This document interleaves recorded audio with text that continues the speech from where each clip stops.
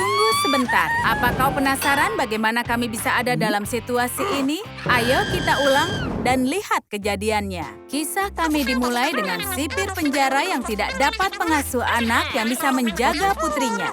Apa kau pikir Laurie hanyalah anak biasa? Kau ini salah. Semua pengasuh yang kami pekerjakan berhenti setelah setengah jalan. Karena Laurie benar-benar nakal. Bahkan angin topan tidak bisa menghancurkan apartemen secepat ini. Ini sudah tidak bisa ditinggali lagi. Jenny yang malang, dia tidak pernah mengasuh anak kecil seperti ini. Yang terparah adalah Laurie tidak pernah mendapatkan hukuman. Karena pada saat ibunya muncul, dia berubah menjadi anak yang sangat baik. Nona Jenny bukan menjadi korban pertama Laurie. Apa yang terjadi pada semua pengasuhnya? Dan gadis ini adalah Ivy. Dia teman satu sel Jenny. Katanya dia tidak ramah dan tidak suka punya teman satu sel. Tapi dia menyukai Jenny. Mungkin ini bisa jadi awal dari pertemanan yang indah. Banyak narapidana yang berakhir di fasilitas ini karena kekerasan. Bukankah ini mengerikan melihat seorang gadis kecil dikelilingi para kriminal? Tapi dia adalah alasan Pak Vinny gurunya ada di sini. Bu Ruby mempekerjakannya sebagai guru Laurie. Laurie tidak akan bisa lepas dari tanggung jawab, ya kan? Tapi hukuman ibunya tidaklah cukup. Laurie ingin jadi sipir penjara. Dia perlu seragam. Dia mengetahui kelemahan petugas Pulansky dan mengalahkannya dalam tantangan Poppy.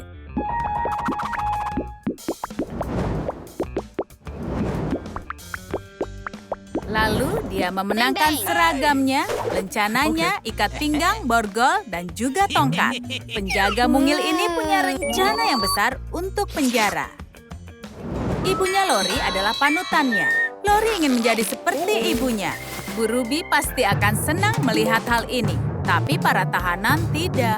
Omong-omong, Ivy di sini karena sebuah alasan. Bu Ruby mempekerjakannya sebagai pelatih pribadi Laurie.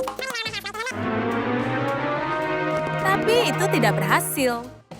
Ivy mencoba sepanjang tahun untuk melupakan mimpi buruknya, tapi sekarang dia harus ingat semua yang dia alami. Laurie menghancurkan karirnya. Dia di sini karena kesalahan Laurie.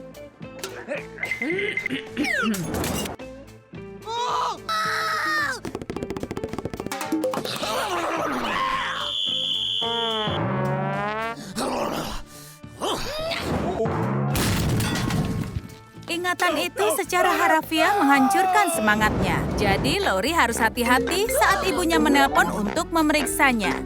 Laurie berpura-pura mengerjakan PR bersama teman-teman. Filter ponsel bisa mengubah wajah seperti anak kecil. Phew, dia hampir saja ketahuan. Dan dia juga harus mengerjakan PR-nya. Tapi sekarang dia penjaga. Dia bisa membuat tahanan mengerjakan PR untuknya. Yang membuat Nona Jenny tetap semangat, dia mengetahui bahwa pacarnya menantinya di luar sana. Iya, mereka masih pacaran. Tidak ada yang bisa merusak kebahagiaan mereka. Tapi Laurie mengacaukan segalanya. Dia punya jutaan ide untuk mengacaukan segala hal. Seperti memperbarui sistem ponsel. Siapa yang butuh telepon tua kalau kau punya Laurie Phone 3000? Boneka kelinci favoritnya Profesor Rabbitstein bahkan memberikan penghargaan atas penemuan itu. Ivy yang malang juga berusaha keras. Awalnya pacarnya bahkan tidak mengenalinya. Itu berkat kumis realistis yang Laurie gambar. Ivy tidak mengerti apa masalahnya. Jadi dia ingin mengalihkan perhatian penjaga itu menggunakan pop-it ilegal. Ivy tahu Laurie tidak akan bisa menolaknya. Tapi kalau dia pikir itu bisa menyingkirkan Laurie, maka jelas dia tidak mengenal Laurie sama sekali. Pembuat masalah kecil ini selalu punya senjata rahasia atau lem pada kacanya. Laurie cepat terbiasa dengan pekerjaan barunya. Bagian favoritnya adalah makan siang. Para tahanan mendapatkan banyak makanan yang lezat. Laurie pikir itu sangat tidak adil. Untuk melindungi para tahanan dari ketidakadilan atas orang yang punya makanan lezat, dia dengan berani setuju untuk makan semua makanan lezat itu dan hanya menyisakan makanan tidak enak. Seperti musuh yang luar biasa ini dibuat dengan cinta oleh koki lokal. Lori jelas hanya peduli dengan kesejahteraan tahanan. Bubur oatmeal ini lezat dan juga bergizi. Dan tidak ada yang memperebutkannya. Jenny dan Ivy sangat bersyukur. Lihat. Karena Ivy dalam penjara, dia ingin memasang tato penjara. Dia minta bantuan Jenny. Tapi Jenny belum pernah melakukan hal ini. Dia merasa sangat gugup. Dan pistol tatonya sangat kuat.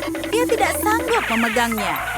Desainnya membuat Ivy tertawa, dan Lori juga berpikir desainnya konyol. Jenny terlihat tidak berdaya, tapi dia tidak perlu menato siapapun. Petugas Lori punya solusi yang sangat mudah. Stiker berkilauan ini akan mewujudkan keinginan Ivy, dan tidak ada yang terluka. Meskipun mereka di penjara, Ivy dan Jenny tidak menderita. Mereka punya barang yang bisa menghibur mereka. Ivy berolahraga untuk habiskan energi, dan Jenny hanya perlu memberi makan kepalanya.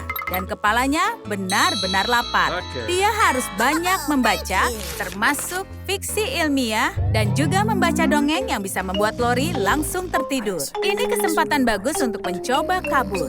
Jenny bahkan mencuri kunci selnya. Mereka bersiap untuk kabur, tapi tidak lama mereka meninggalkan sel, Lori muncul entah dari mana. Rasanya membuka sel penjara adalah alarm pribadinya. Percobaan kabur sudah gagal.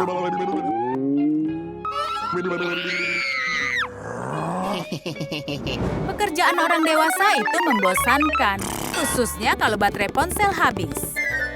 Lori tidak bisa main dan harus memikirkan kegiatan lainnya. Para tahanan akan bantu. Ternyata Lori aktor yang hebat.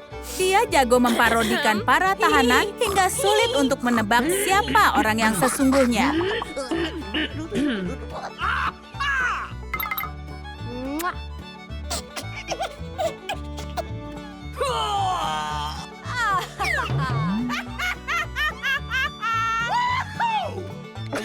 Dan juga dia detektif yang hebat. Dan juga juara petak umpet.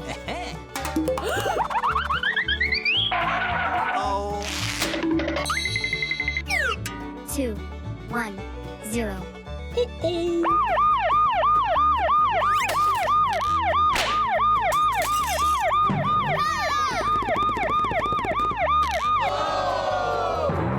Ivy menghabiskan waktu mencari Lori. Dan dia tidak senang dengan hal itu. Bagaimana dengan ayunan ciptaannya?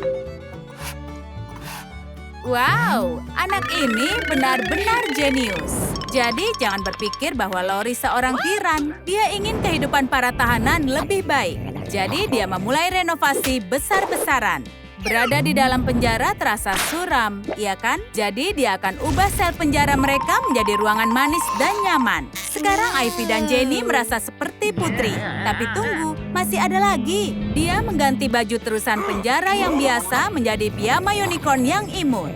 Wow, ini menggemaskan. Sekarang para tahanan merasa senang dan terinspirasi. Ivy mulai berolahraga dan Jenny mengambil makanan. Tapi Lori tidak bisa sembunyi dari ibunya selamanya.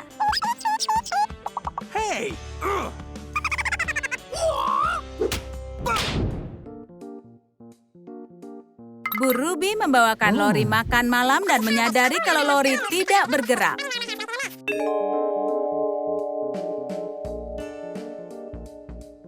Oh, jadi ini yang sedang terjadi. Ini adalah manekin dan bukannya putriku. Sekarang Lori dalam masalah.